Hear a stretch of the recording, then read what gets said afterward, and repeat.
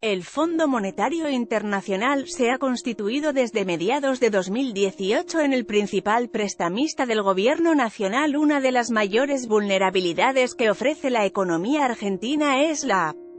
alta exposición de la deuda pública respecto a la capacidad de generación de riqueza, y a la creciente búsqueda de financiamiento de un déficit fiscal primario y financiero aún abultado, que no encuentra otro prestamista de última instancia que el Fondo Monetario Internacional, porque el mercado local de capitales es muy pequeño, y el externo privado encontró su techo en 2017. Eso explica la persistencia de alta volatilidad del tipo de cambio. De ahí que no sorprendiera que con la difusión por parte del INDEC del informe de la balanza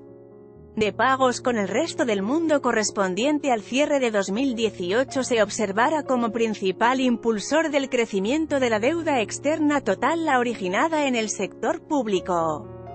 En general, nación, provincias y municipios con 30.755 millones de dólares estadounidenses, 4,5 veces más que el conjunto, que el sector privado, que lo hizo en solo 6.559 millones de dólares estadounidenses.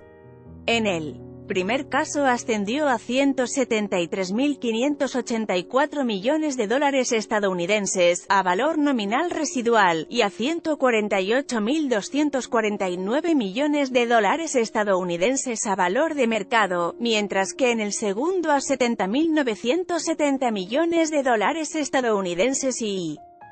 69.608 millones de dólares estadounidenses, a valor residual y de mercado. Una de las mayores vulnerabilidades que ofrece la economía argentina es la alta exposición de la deuda pública respecto a la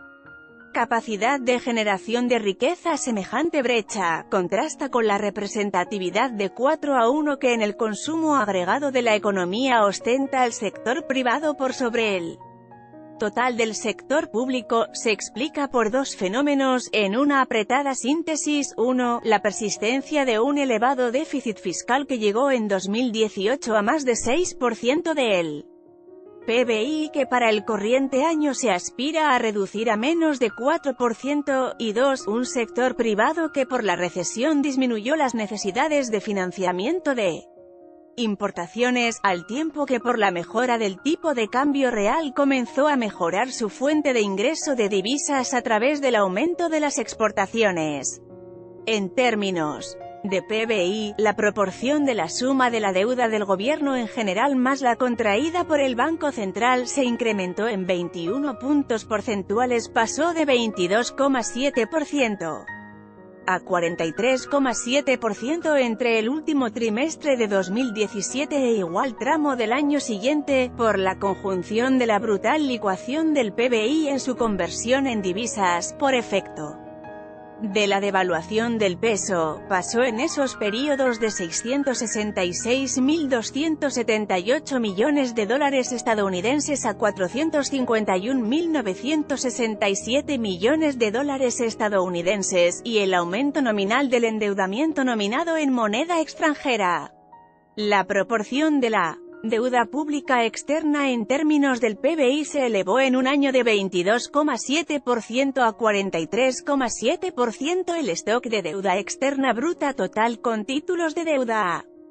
valor nominal residual al 31 de diciembre de 2018 fue estimada por el INDEC en 277.921 millones de dólares estadounidenses, 22.377 millones de dólares estadounidenses mayor con respecto al trimestre anterior, y 43.372 millones de dólares estadounidenses superior al nivel de un año antes. Dentro del sector público también se destacaron las mayores obligaciones financieras con el resto del mundo por parte del Banco Central, como estrategia para afianzar su cobertura frente a eventuales shock externos, en 5.285 millones de dólares estadounidenses, moderadamente inferior a la que registró el conjunto del sector privado. Como consecuencia de esos movimientos, El gobierno en general elevó su participación en el total del endeudamiento de la Argentina con el exterior de 61,2% a fines de 2017 a USD 62,6% un año después, y el Banco Central pasó a explicar el 8,5% del total, 0,6 puntos porcentuales más que un año antes. El gobierno en general elevó su participación en el total del endeudamiento de la Argentina con el exterior de 61,2% a fines de 2017 a USD 62,6% un año después. Por el contrario, tanto el conjunto del sector financiero, como el agregado del